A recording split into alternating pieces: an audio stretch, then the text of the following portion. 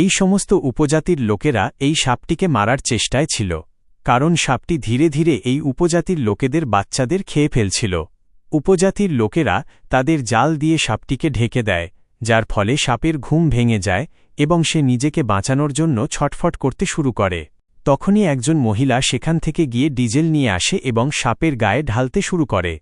সাপটিও নিজেকে মুক্ত করার জন্য আপ্রাণ চেষ্টা করছিল। এই লোকেরা এখন আর বেশিক্ষণ জাল ধরে রাখতে পারবে না। মেয়েটি ডিজেলের জারগুলো গর্তের ভেতরে ফেলে দেয় এবং লাইটার জ্বালানোর চেষ্টা করে, কিন্তু লাইটারটি কিছুতেই জ্বলছিল না। এদিকে সবার অবস্থাও খারাপ হতে শুরু করেছিল, কিন্তু লাইটারটি জ্বলছিলই না। মেয়েটি খুব চিন্তিত হয়ে পড়েছিল এবং তার সঙ্গীরাও ক্লান্ত হয়ে পড়েছিল। তারা মেয়েটিকে তাড়াতাড়ি আগুন জ্বালাতে বলছিল, কিন্তু লাইটারটি জ্বলার কোনো নামই নিচ্ছিল না। তখনই ভাগ্যক্রমে লাইটারে আগুন জ্বলে ওঠে এবং মেয়েটি অনেক খুশি হয়ে যায়, কিন্তু তাড়াহুড়ো করতে গিয়ে মেয়েটির হাত থেকে লাইটারটি নিচে পড়ে যায়।